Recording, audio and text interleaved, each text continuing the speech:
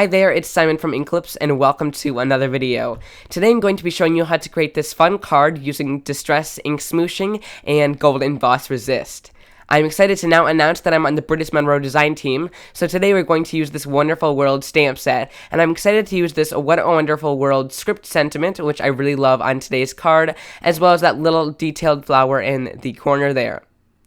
I'm starting out with my anti-static powder tool, and I'm going to be putting that all over the surface of my Distress watercolor cardstock. And we're just going to do this to make sure that our embossing powder later does not stick anywhere. So I'm going to be using the embossing ink, and this is just kind of a clear sticky ink, and I'm going to ink up my sentiment here.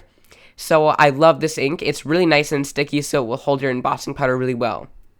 I'm also using the Brutus Monroe acrylic block, which I love. It's a circular block, and it has some awesome finger grooves on it, so I can hold my block. And I'm going to give it a good push there so that I can get a good impression in the center. So I'm stamping that in the center of my panel there. And I'm going to now bring in a coffee filter so I can emboss this image.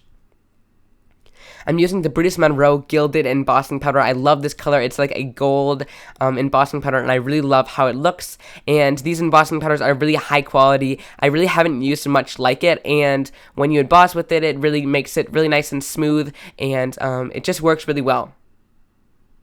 So I've now embossed that image, and I'm going to ink up those flower images as well using that clear embossing ink, and I'm going to stamp those around the corners and edges of my card here to create kind of a border. So I'm doing it along the bottom right corner and the top left corner to kind of create two little corners to kind of add more dimension and detail to this card.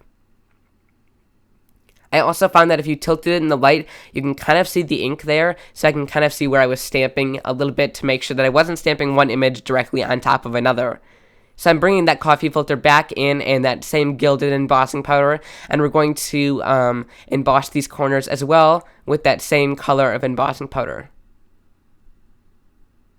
So you'll notice there that the insides of those flowers didn't really emboss, and I tried to get it a couple of times and it didn't work there. So later on, when the camera stopped filming, I decided to just kind of scrape out the centers of all the flowers to make them all look similar, and I actually liked it in the end because then it gives it more of a place where the ink can go, so it can kind of sit in the center of there and color the flowers a little bit more. So I've embossed all of those images there, and I've now pulled in a piece of acetate from one of those Avery L pockets, and we're using the first 4 Distress Ink mini colors that were released in the in this year of 2015. These are some of my favorite colors of Distress so far. They're super bright, and they just go together really nicely.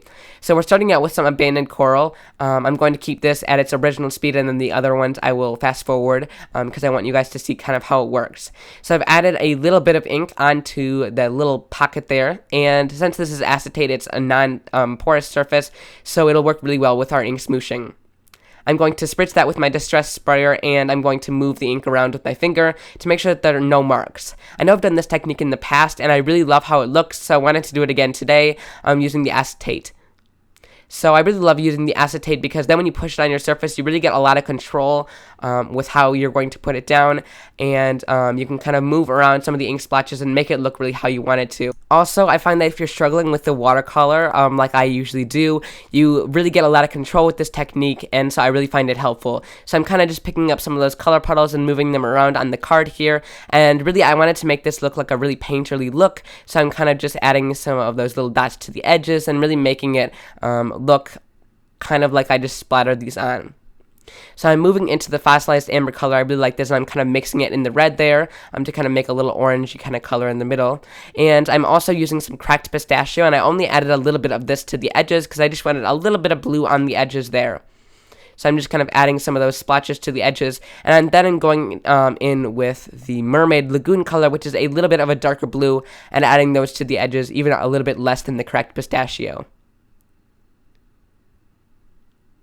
So after I've done that, here's a quick look at what the panel, kind of finished panel looked like. So I added it onto a card, and I added some enamel dots from Create a Smile stamps using that little teal color there. And so I added about 6 of those onto the card, kind of in different orientations. And now I'm using a black Micron pen, and I'm going around the card with some stitching detail. I really never add black lines to my card, but I thought it would be really fun for today's card since it was a total colorful card. I wanted to add a little bit of contrast here. So I'm kind of going around and I'm avoiding those flowers, so when it gets to a flower I kind of skip it and go to the next portion. So that just adds a little bit more detail to my card, and it really just finishes off the card. So I hope you guys really enjoyed this card, featuring some Brutus Monroe supplies and products. I really love how this card turned out, and it was really clean and simple, but I love the watercolor factor on it and how kind of splattery it looks. So if you liked it, please give it a big thumbs up, and also subscribe to my YouTube channel. It would be really much appreciated. All the products will be listed down below in the description, or if you're over at my blog, you can check them out there, so you can purchase any of the products you saw in today's video. Thanks so much for watching, and I will see you guys in another video very soon. Bye!